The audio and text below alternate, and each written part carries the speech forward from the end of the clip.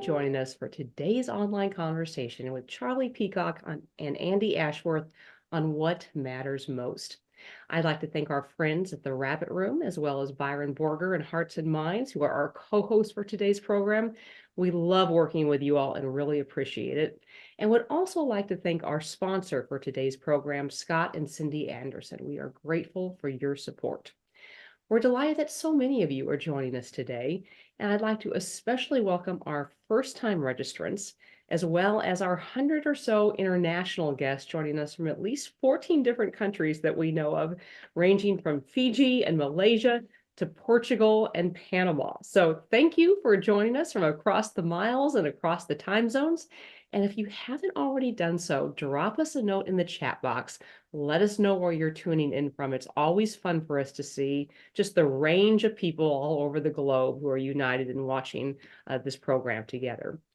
If you are one of those first-time guests or are otherwise new to the work of the Trinity Forum, we seek to provide a space for leaders to engage the big questions of life in the context of faith, and to come to better know the author of the answers.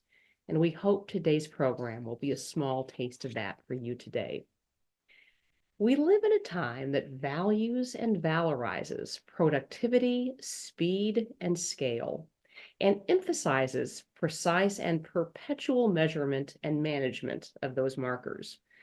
The belief in the consulting adage that you are what you measure, or if you can't measure it, it doesn't exist, has spread far beyond commercial enterprises and increasingly prompted not just businesses, but a whole range of organizations, including nonprofits, even churches, as well as individuals, to believe that what is valuable is empirical and measurable, and that those measurements show us what's real and what really matters.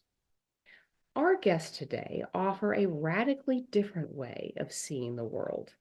They assert that it is not the empirical, but love that is, in their words, the highest way of knowing and the trustworthy basis of the imaginative and created good. They recount, through a series of letters, their own experiences in seeking what Martin Luther King Jr. called the beloved community.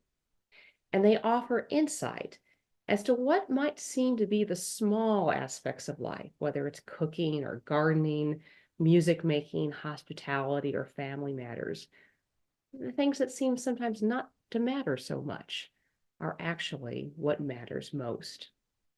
It's an invitation to a new way of understanding and living, and it's hard to imagine guests who better embody or articulate what it means to live an artful, faithful, and deeply fruitful life than our guests today, Charlie Peacock and Andi Ashworth. Charlie and Andi are creatives, writers, and the founders and leaders of the Art House America movement, who together directed the Art House in Nashville for nearly 2 decades. They're also distinctive artists in several ways. Charlie is a jazz and pop recording artist, a 4-time Grammy Award winner, a composer, and a producer whose credits include the bands Switchfoot, the Civil Wars, and artists such as Ben Rector and Anne Grant. He's also the founder and director of the commercial music program at Lipscomb and the music editor for Christianity Today. Andi Ashworth is a writer whose works include Real Love for Real Life, The Art and Work of Caring, and Wild Things and Castles in the Sky, a guide to choosing the best books for children. Their most recent work together, which has just come out, Why Everything That Doesn't Matter Matters So Much, is new, available now, and the reason that we called them in here today to discuss their work. So Charlie and Andi, welcome. It's great to see you. Great to see you, Cherie. Thank you, Cherie. And as we talked about a little bit before, and probably our frequent attenders will notice, my background is a little bit different. I've actually shifted in the living room, and the peacock is an homage to you, Charlie. So welcome. Thank you. Thank you. I feel so at home in your home. Thank you. So one of the things that struck me about your work right away, and that I really loved and appreciated, is you approached writing this book in a very different way. Usually books are pretty straightforward, but you actually wrote this book together as a series of letters. And I understand that letters have actually played a big role in the life of your marriage and your family. The two of you written a lot of letters to each other. You Mhm. write regular letters to your children, and as a family, you read them out to each other each Valentine's Day. I read that you write a letter to each of your grandchildren when they turn 13. So, Yeah. wanted to ask, why did you write this work this way? That is such a great question. I love to answer it. It was as we turned in the first draft of our book, and our wonderful editor, Lisa Jo Baker, saw this thread in our writing right off the bat because we had talked about this aspect of our family life that had been going on since our children were young, little, and now they're in their 40s with their own children. And, the latest version of that is the 13th birthday letter. We have one grandchild who's going to receive hers in about, I think it's about a week. And so our editor saw this thread and said, this might be a beautiful way to form this next portion of the books. What would you guys think about that? And so we thought, well, we know how to do that. That would be great. And so it was really because of her direction and her vision that we turned them into letters, which turned out to be such a great way to frame, what the little bit that we had written and all that we would write after that. Absolutely. I would like to add one thing though, too. We've been married quite a long time, boyfriend and girlfriend, since we were 14 and 15. So I would like to say that I was the master of the teenager love note first. So it was mastering that letter first that led to all the rest. True. True. That's true. Okay. Yeah. I was waiting for you to say Yeah, true. yeah. I affirm that. Another thing that struck me, and really this is true of both of you, although I'll ask you to start with this, Charlie, is both of you described yourself, or really the practice of writing, because both of you are authors, as an exercise in epistemology, that you say That's right. write to figure out what you think. Mhm. So what were you seeking to know in writing this work? Yeah, for me, it's usually I'm very, very quick to get a generalist view of something. So you and I could like just take any subject right now, and I would be able to extrapolate from other subjects to that subject and sort of formulate a kind of tentative generalist view of it. And I've just been able to do that since I was a little boy. And so for me, the work that I've had to do as a student is to learn to drill down and to really get to the specifics and then test those, right? Test in a sense, test my theories or what I profess to believe. And sometimes I find a lot of correction and excitement and a new enthusiasm for ideas when I begin to write about them. And I learned that very early on too. And then I did a number of different practices from a songwriting standpoint. There was a time where I decided that when I had something that is serious, that for me it was like, wow, I don't want to just write a lyric. I know how to do that. I want to write about this first, and out of what I learned through the writing, I'll write a better lyric. So that was kind of the first way that I used to do it. And then I started doing as a habit, or as a tradition, I would do at the end of every year, I would write about that year, about what I learned. And so again, that was like a revisiting of it. Sometimes it meant going through journals. When I journaled back then, Andi's the really faithful journalist, but yeah, I just found that the more I did it, I was like, oh my gosh, I'm learning so much through this process. And it also meant that like I might jump up and remember a book and grab that book and then study it for a while, or say, oh no, wait, I read that in Ephesians. And then I'd jump to the Bible and look there. And it just became the way for me as primarily an autodidact that was just really the way that self-learning worked for me. I wasn't as, I mean, I'm a visual learner to a certain extent, but really learning by writing is really my thing. I feel like, yeah. Your book covers so much about what's important in life, and there's a big emphasis on vocation there. You mentioned really loving, both of you mentioned loving Os Guinness's book, The Call, and I'm a big fan of that as well. And it's a different view of vocation that he articulates than is sort of commonly understood. And one of the things I think is probably somewhat just unique about your own story is not only have you both had just fascinating professional and personal lives, but you've also, your sense of shared vocation is so robust and thick. And would love to kind of hear you talk, and maybe Andi, we can start with you about what you've learned about vocation over time, and what counsel you might give to people just starting out in terms of understanding their own call. Okay. I remember reading Oz's book and it just be opening up the world. And I think that he said this, possibly I said it after reading him. Now I'm not sure, but it was, vocation is not just one job or one task, but the whole shape of our life. And that was just so helpful to me to understand that, of course, it makes sense that all of the life that we're given relationally and the way our gifts are used, the dailiness of all that we are involved in, whatever it is, that all of that would have to matter, or really none of it would matter very much. If only part of it mattered, then that would say something about who God is.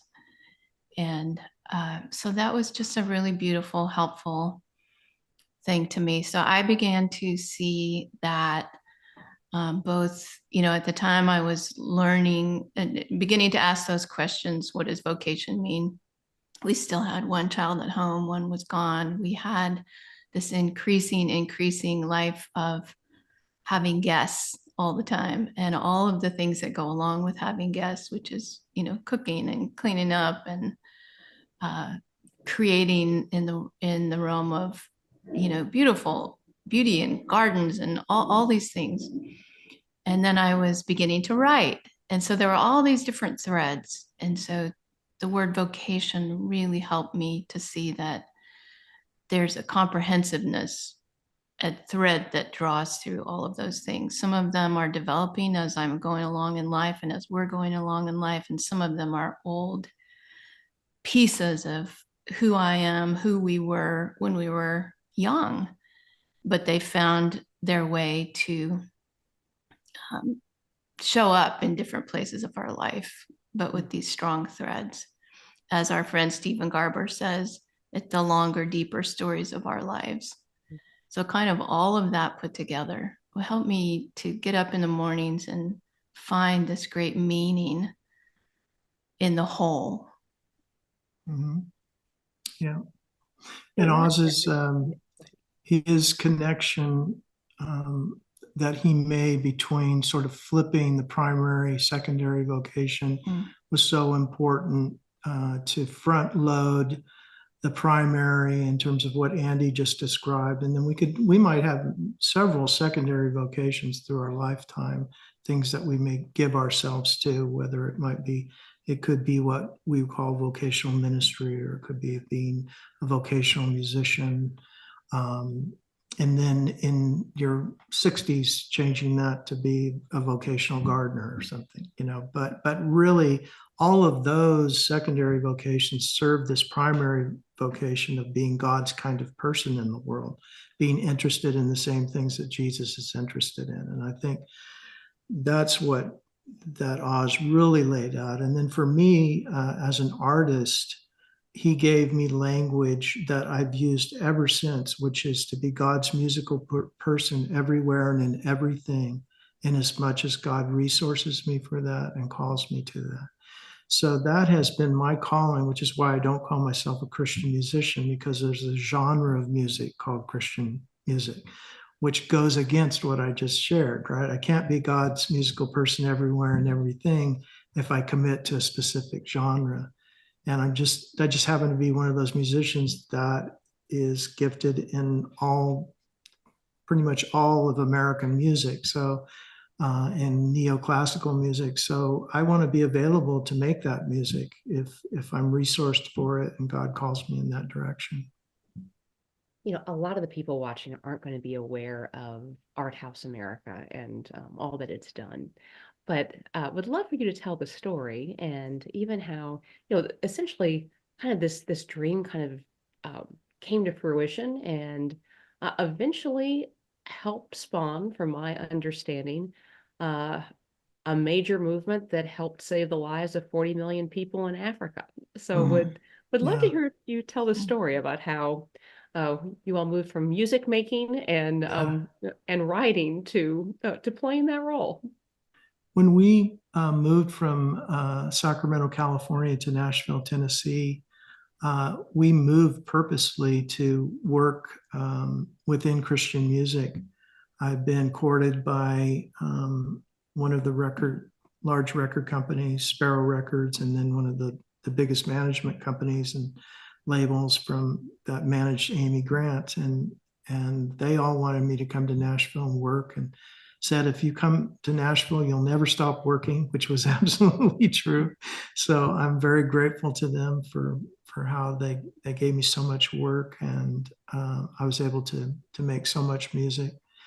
But on arrival, I realized, oh, the one thing I don't share with these brothers and sisters is this deep commitment to this thing called Christian music as a genre. I definitely share a commitment to creating the music of the church. So we're in sync there. But I've got a lot of other interests, and God, through my life, has prepared me for making lots of different kinds of music. So I realized, is that just for me, or should a certain amount of God's musical people be prepared for that inevitability to play first, chair violin in the Boston Symphony, to be the world's greatest jazz bass player, and so on and so forth, right? And then the more I thought about that, I was like, I want to be a part of telling that story and creating a theology that is understandable to people, so that when people encounter those possibilities, they can pray about it. They can say yes to them if they feel led to them, without any sort of feeling like they're somehow betraying God or betraying this Christian mission or anything like that. So I realized that story needed to be told. They needed to have that freedom. I was so fortunate as a very young Christian to run into a little IVP pamphlet called Art in the Bible, written by Francis Schaeffer. And that just really freed me up to realize that, I can be a part of these different kinds of things that people might say, oh, that's explicitly Christian. But I will always be, an explicit Christian, because I belong to Jesus. And so wherever I go in the world, I'm going to be telling these Jesus-centric stories, right? That sometimes are prescriptive, sometimes they're just descriptive, sometimes implicit, sometimes explicit. And I just wanted to create a place where this kind of dialogue could happen. And so that's how the Art House happened. We also had a pastor that we met when we first moved to Nashville, Scotty Smith, and he was a big help in it and taught a Bible study every week. And then we got so much help from academics and theologians that would come to the Art House. I mean, I had a 20-minute meeting with Frederick Buechner one time, And I remember mispronouncing some famous poet's name, and being so embarrassed. And he was so gracious to me. And the very first person that ever gave to the work of the art house was Frederick Buechner. It was just so kind to have a sweet note from him and a gift, a monetary gift, because he did get the vision of it. And of course, he understood. I mean, he'd been doing his whole life, right? He was loving the church and loving the world and creating great literature and also helping brothers and sisters draw closer to Christ. And that's all I wanted to do, and all I wanted the art house to be about. And then fast forward, as you said, many years later, decades later, one of our very early art house students was all grown up now, and his name was Jay Schwartzendruber, and he was a huge U2 fan. And so if you two had coughed or sneezed somewhere in the world, I mean, he knew about it, before anyone else. And so he knew that Bono was coming to the States. And of course, our mutual friend, Mark Rogers, was keeping us abreast of it as well. And Jay was just very bold in saying, I think we should ask Bono to come to the art house. And I was like, well, Jay, that's a very noble idea, but do you realize how complicated their world is? And he's like, I just think we should do it. Let's ask Mark if he'll deliver a letter, right? And so Jay and I sat down and wrote a letter to Bono. And fortunately, I had a little bit of a connection because I had been on Island Records before. And I knew that a mutual friend of ours had played the guys some of my music before. And there was at least something, an introductory conversation that I could put in the letter. Well, he came. He wrote back, and then we entered into the U2 universe, which was, it was on again, it was off again, it was on again, it was off again, and then it just happened. And then he was there. And I think for the listeners, really the takeaway is something called PEPFAR. And for Americans, that means the President's Emergency Plan for AIDS Relief. Yeah. And so I put together, along with several other people, including my friend Steve Taylor and others, a room full of musicians, what people would call influencers today, right? And so we put together all these people from our community, and Bono was able to speak to them and really stirred their hearts, right, for what he called the Africa's HIV emergency. He used the word emergency. And that really helped all of us to grasp like how important this moment was, and were we going to get on the right side of history. We were also so fortunate to have Senator Bill Frist from Nashville, who was the Speaker of the House at the time. And it was just the right time, the right group of people. And, a year and some change later, there was the president, announcing PEPFAR. And then fast forward to 2023, and I think you said, it's like somewhere between 25 to 40 million lives. I mean, that's what people say have been saved through that program.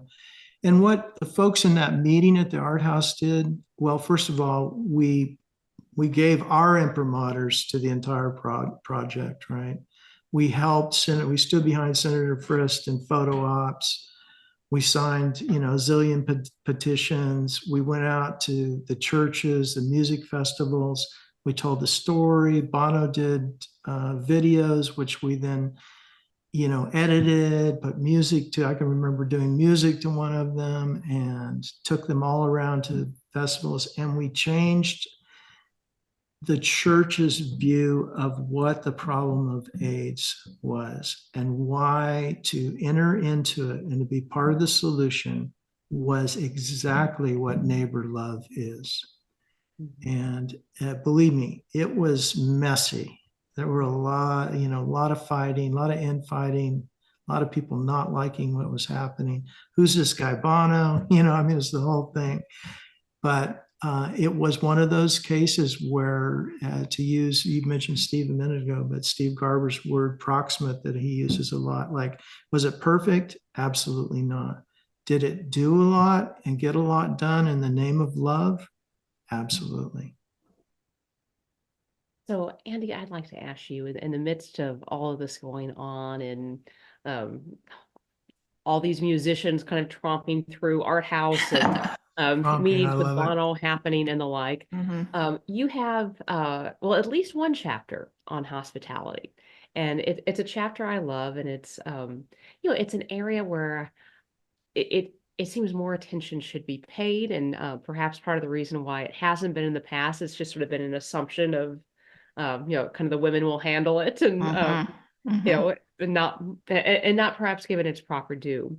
And wanted to ask you both about the, I mean, this was a joint venture, but Yeah. you led so much of the hospitality efforts Yeah. there.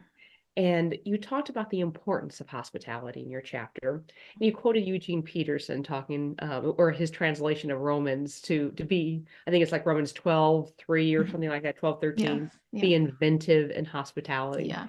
I wanted to That's ask you great. both how you became so inventive in your hospitality, because this is kind of like a new concept that the two of you largely pioneered.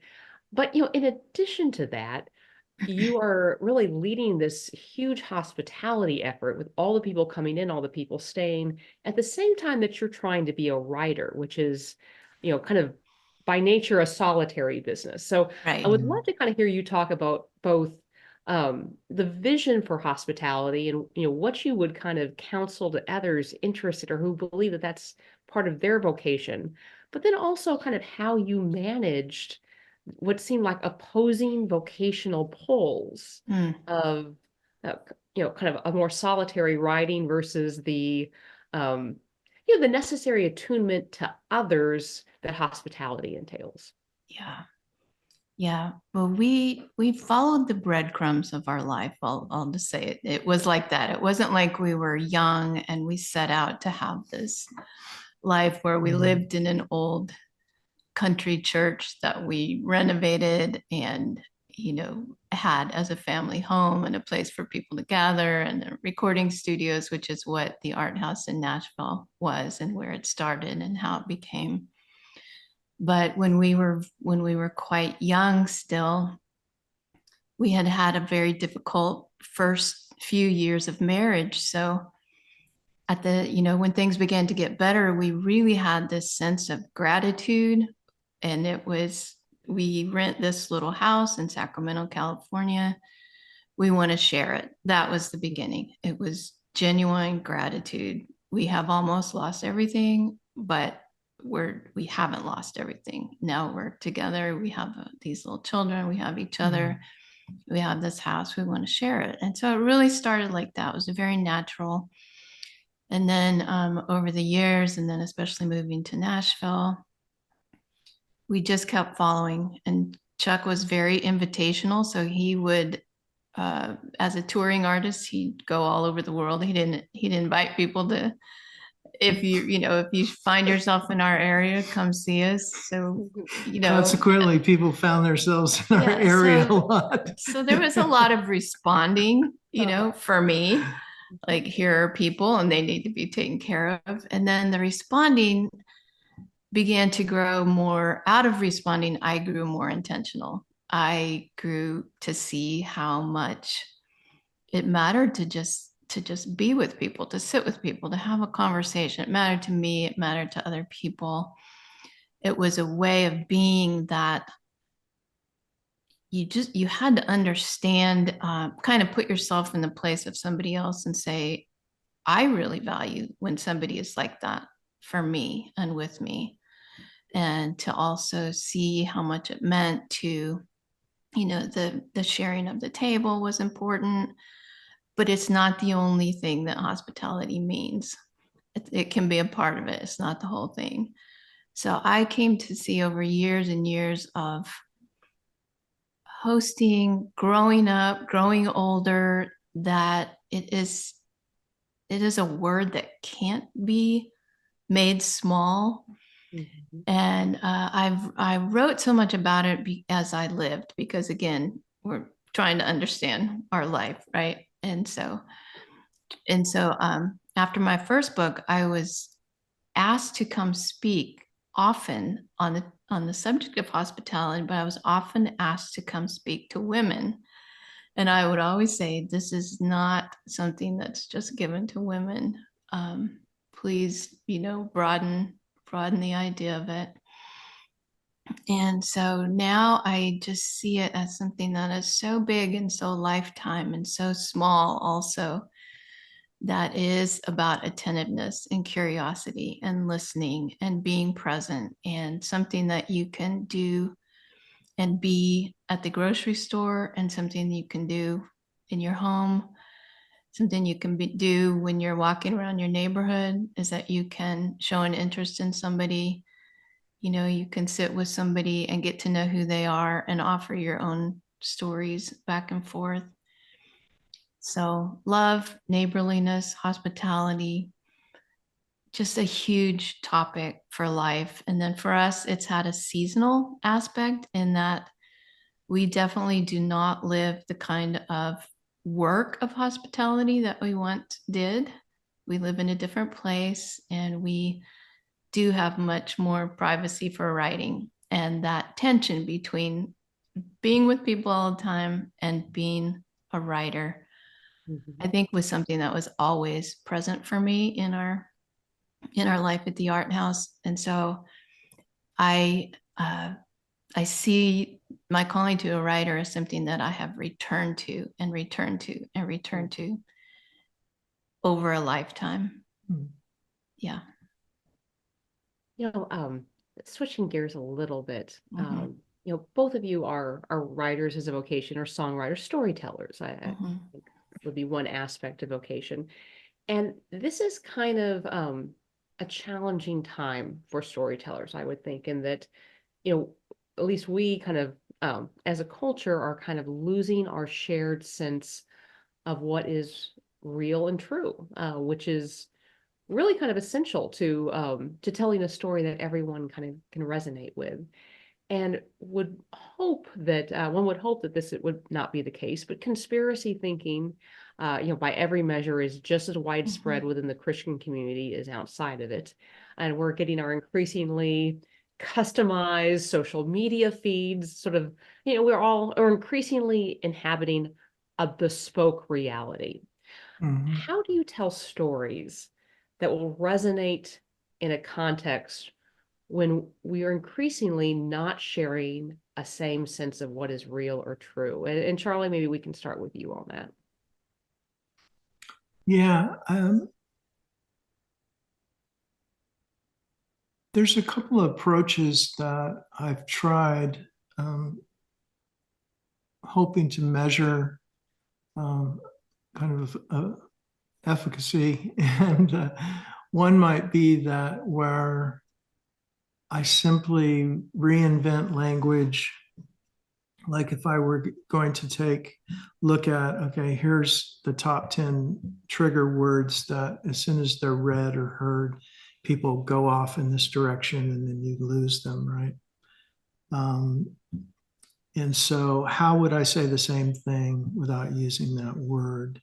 Mhm. And write pieces like that, or do a speaking engagement or something and speak in that way.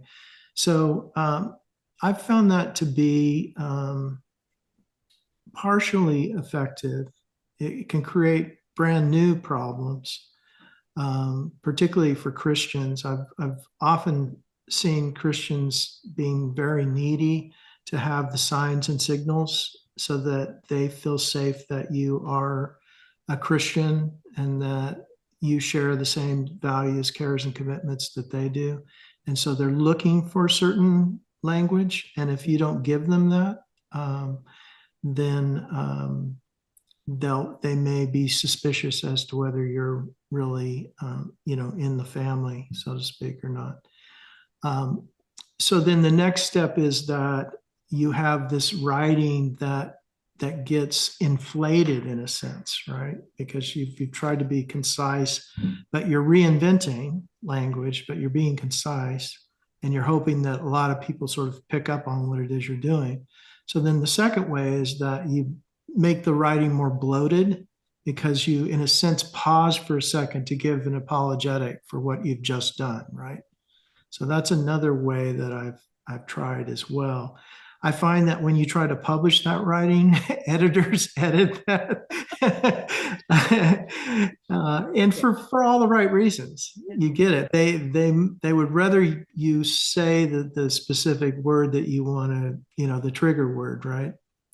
Or the words that everybody wants to hear, that makes everybody feel nice and warm and fuzzy and ready to listen.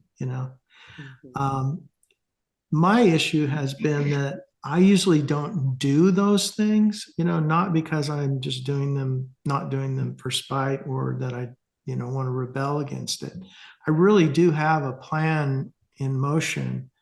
And that is to write and speak in such a way that the whole world can listen in. Mm-hmm. Or if they're looking over your shoulder. That is the kind of Christian that I feel called to be in the world. I understand inside language. If we're over at our neighborhood fellowship and we're talking about some specific theological idea and various positions on it, I understand we're going to use some inside language there that's not necessarily going to work out on the street. So I get all that. But when I'm writing or working on my podcast, anything that's going to be in public, I am so aware that my artistic dream, my citizen dream, is to write in such a way that the whole world can listen in and the least amount of people be distracted, and the most amount of people receive my writing as an invitation to enter in.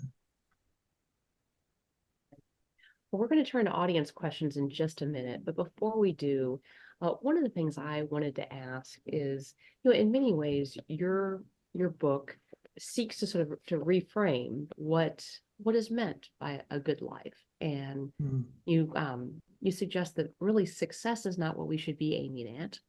And Andi, you describe pulling out your knapsack of words and instead suggesting fruitfulness. Yes. As the measure or the goal. Mm-hmm. What is the difference in your mind between success and fruitfulness? And what difference does that make? Success, as when it's understood to be something that is measurable, that can be anything from how much you sell of something, how many social media followers you have, whether you have a salary or don't have a salary for your work in the world. Just any way that measurement is used to value a human life is where it goes wrong to me, and where it doesn't fit, and where it's never fit. And so it's been a word that I've had a bit of a tussle with over the years, just knowing that it just doesn't, there's so much that it doesn't fit. Mm-hmm.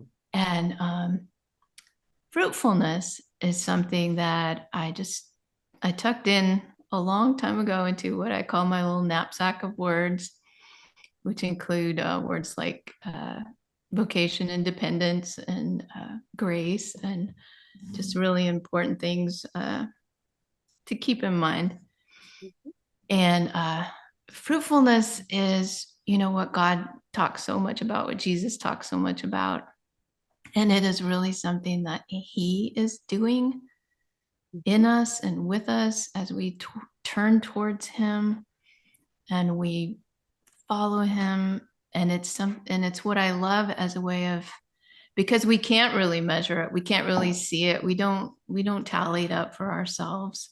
it's more of a trust that if we walk in the faithful path that God has for us, and we walk as pilgrims, always proximate, never perfect, following our breadcrumbs, that we can trust that there is a fruitfulness, and that it's God's to measure or to know, or to not measure, but to just know about. And so I think there's a real freedom in that, to not have to try to say, well, I know what is fruitful and what is not. I know how to measure my own value, because our value is already taken care of. We are valued, and the fruitfulness is also taken care of. And yeah, so it's a matter of trusting and walking in that. That's great. Well, we're going to turn to questions from our viewers. There's a number of them here. And just as a reminder to all of our viewers, you can not only ask a question, but you can also like a question. And that helps give us an idea of what some of the most popular questions are. So the first question comes from Ken McAlworth. And Ken says, Mako Fujimura and David Brooks call themselves, quote, border stalkers, people who, quote, cross tribal norms to see the whole, to navigate in between walls erected to protect the tribes, end quote. Do you view yourself this way? And if so, can you elaborate on this concept further? Charlie, I'll toss that one to you. Yes, most definitely. I mean, we all know each other. We've all talked about this concept. And, I probably wouldn't use the same language to describe it. I would go back to like what I learned from Oz, when I was everywhere and then everything would be another way of saying border crossing, right? Having that preparation to be everywhere and in everything. And yes, that is essential to my life. I do want to be in a number of different communities and be called a friend in those communities. And I have to consciously, it's sad, but often in Christian community, I have to work even harder to help brothers and sisters understand why that is so important to me, and why I think it is so deeply linked to the Jesus mission that we are all professing to participate in. And it does take different shapes and have different areas of emphasis. I totally get that. But I do think the invitation to follow is that big. I think it is one of border crossing. Yeah. So our next question comes from Mike Loomis. Andi, I'll toss this one to you. Mike says, tomorrow I'm preaching at my cousin's wedding. What one thing would you say is a key to a successful marriage? I may quote you. Let's see. I think being a safe place for each other. I think we would both say that has been the work of our life, is to try to come to better and better and better places of being a safe place for each other to be, so that we can communicate, and so that we don't judge before the communication is even finished, before we've finished expressing ourselves. And yeah, I think that would be my number one thing, and something that we're still working on. But yeah, as we have grown more in that way, that's been really essential to us. So Nathan Swanson asked, what advice do you have for those for living out these practices and concepts in careers outside of the arts? And whoever wants to take that can start. Yeah, I would go back to the Eugene quote that we talked about in hospitality. What was the word? The invention? Be inventive in hospitality. Yeah, be inventive. No cookie cutter. Yeah. And I think that's a great starting place for all vocations, is to begin with invention. And for me, I would use the word imagination. So when I speak about, if somebody asks me to come speak about creativity, I always speak about imagination first. because there is no creativity without imagination. So there is no creating in your vocation, doing the work without inventing and imagining and calling into being something that you've given some thought to. And so in every vocation, as I've done in mine, I know that you can constantly ask questions of yourself in that vocation. What does it mean to move the vocation forward? I mean, in my world, when I was a kid, a teenager, I discovered a saxophonist named John Coltrane. What was the first thing that I learned about John Coltrane is that he moved the saxophone forward. He did things with the saxophone that no one had ever done before. So in his vocation, he dreamed a good dream for his musical instrument.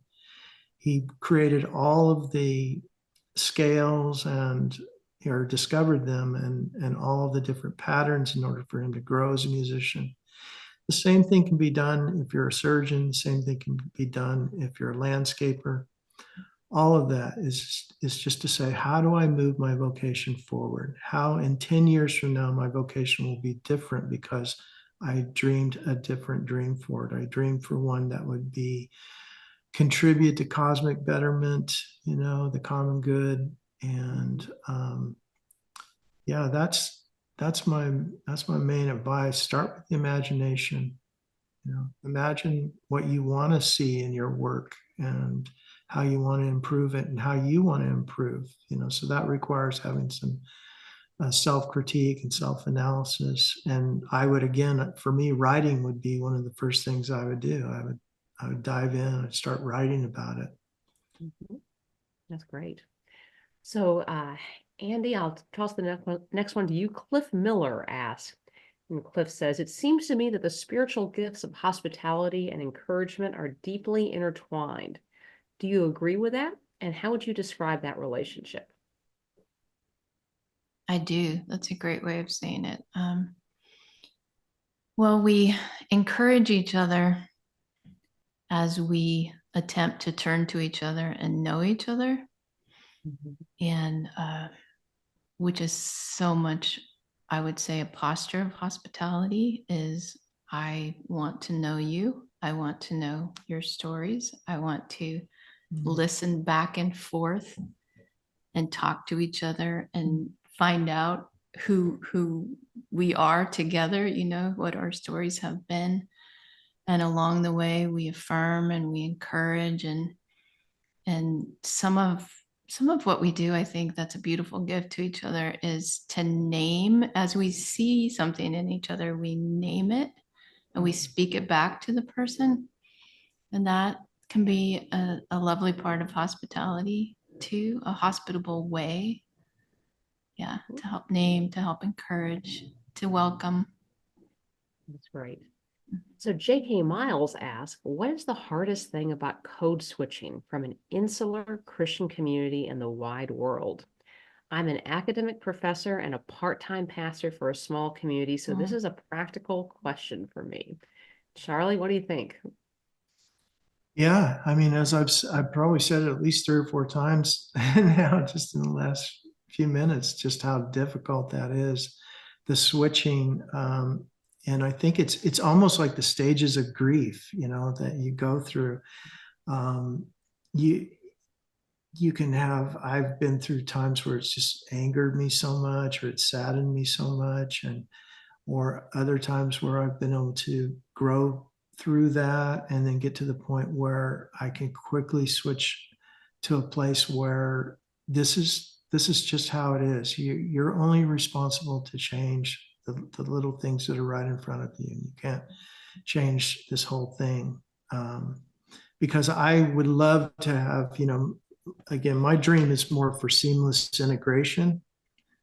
And, but there can be just sort of like that speed bump, like where you're like, whoa, yeah, I just entered into another world. And, but it starts with me. It really does. It starts with me being able to kind of smoothly, seamlessly move between these two worlds. So that means I will have to pause at some point and give it some thought about how I'm going to do that. And again, that goes back to what we started with the writing, and just asking myself those questions. What is it? Okay, so what is it that happens? Like you've gone from this one environment, everyone's speaking this one language, and now you're shifting to another one very quickly. The language changes. Things may become, they could become like wildly more intellectual and stimulating, or they could become very coarse and sort of like, oh, I'm not even really sure I want to be here. You can just have this like kind of jerked around feeling. And I think it helps to think about each one of those scenarios as you experience them, and then do some writing about it. Think about like, what do I feel when that happens? Do I feel scared? Do I feel lonely? Do I feel that I don't have the words to say? And if that turns out this like I don't have the words to say, then maybe it's like, okay, if I really stop to think, next time that happens, what would I like to say? Mhm. How would I, in the best part of my person, how would I respond in that way? Well, again, it's taking the time to figure out how you want to be in the world. And that does mean pushing pause. It doesn't have to be big. I mean, you can push pause for 5 minutes and say, next time I go over to that building and meet with those people, I'm going to be a little bit more prepared. And I've just found that to be incredibly helpful. It's really broadened my ability to fit in, and also just to love more unconditionally. Mhm. But I definitely had to push pause and think about it. I couldn't just wing it, you know? I mean, I'd find that I was really good at winging some things and just really bad at others. Um, this actually, I'll ladle two together, both on hospitality. And Andi, maybe you can start, but would love to hear from both of you. So, an anonymous attendee asked, do you think that hospitality looks different for men and women, or is it just a matter of taking the opportunities and dealing with the people that the Lord puts in front of you?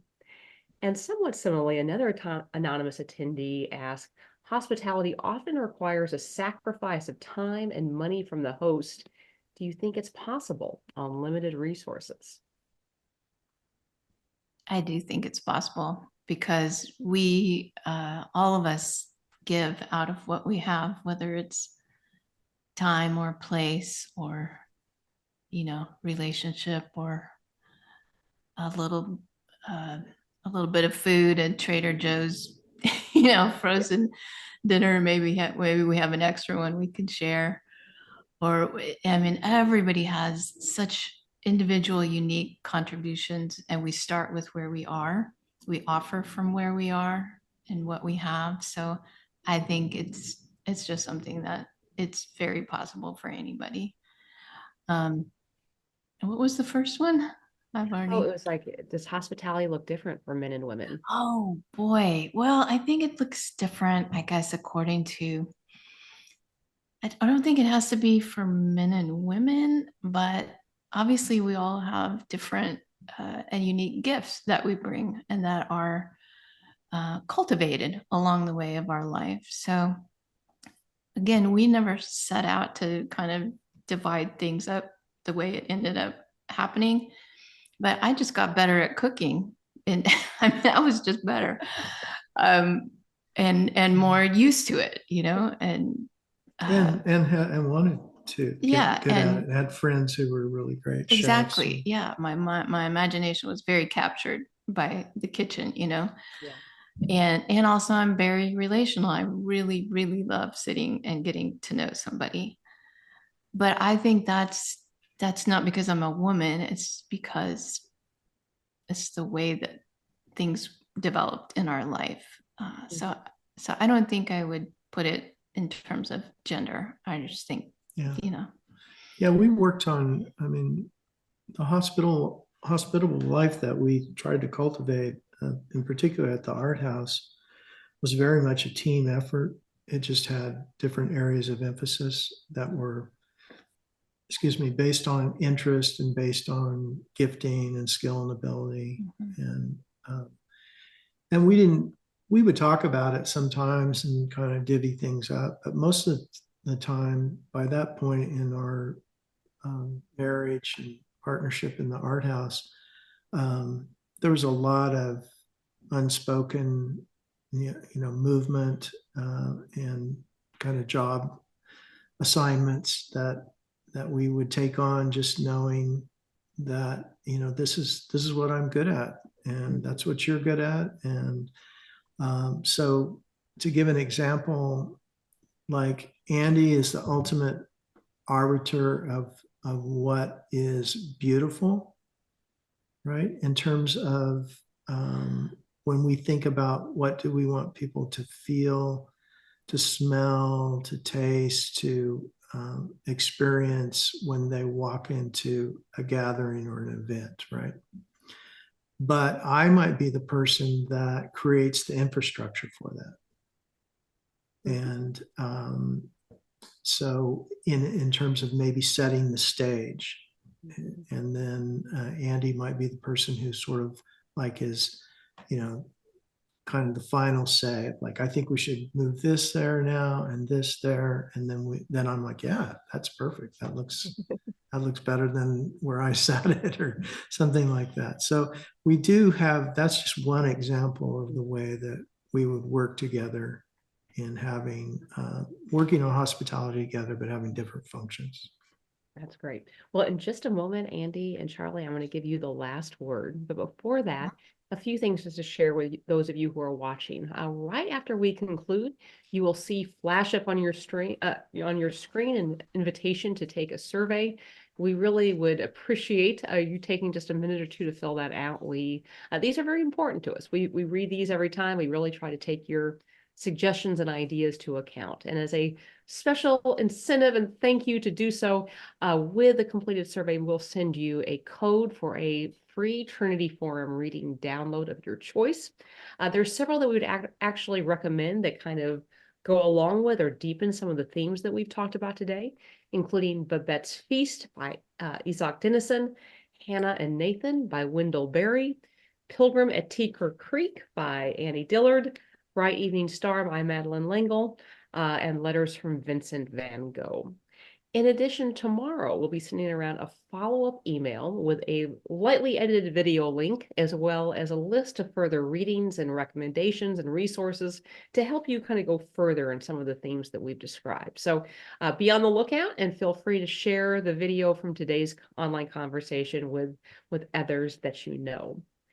In addition, we would love to invite all of you who are watching to join the Trinity Forum Society, which is the community of people united around advancing Trinity Forum's mission of cultivating, curating, and disseminating the best of Christian thought for the common good. In addition to the joy of advancing that mission, there's a number of benefits associated with being a society member, including a subscription to our quarterly readings, a subscription to our daily What We're Reading list of curated reading recommendations, and as a special incentive, with your membership or gift of $100 or more, we will send you a signed copy of Charlie Peacock and Andi Ashworth's work, Why Everything That Doesn't Matter Matters So Much. In addition, if you would be interested in sponsoring an online conversation, let us know. I think there's an opportunity in the survey to tell us, or you can simply email us at mail@ttf.org. In addition, I want to let you know about some upcoming events. This is the last online conversation for March. For April, we have several events planned already. John and Nazu on April 19th on Learning to Disagree. And on April 26th, we'll be hosting poet Christian Wyman on his new book, Zero at the Bone. March 3rd, our guest will be John Mark Comer on his new work, Practicing the Way. So mark your calendars, and we hope to see you then. And finally, as promised, Andi and Charlie, the last word is yours. All right. This is from the last chapter of our book, just a little snippet. Here's the beautiful, remarkable thing about turning toward fruitfulness and away from metrics-driven success. Fruitfulness isn't bound to the moment we're in or only what's visible and measurable. The work of God's Spirit can't be contained, quantified, categorized, bottled, labeled, or counted in trophies. Day by day, God is calling us to things that might have the quality of eternal worth, but we don't have to know how it will all shake out. I hope this is encouraging and freeing. Use your freedom to serve one another in love. Rest in a deep sense of dependence on Jesus to make lasting fruits. It's what he does. Plus, remarkably, he's invited you to become a worker in his proverbial fruit-bearing vineyard. If you've accepted the invitation, if you remain in him as he remains in you, you're doing it. This is trustworthy truth to stand on. Let it settle your weary hearts. Your hope is not deferred. It is happening now. Thank you, Charlie. Thank you, Andi. And thank you Thank you, to for Sherry. joining us. Yes, thank you all. Thank you so much.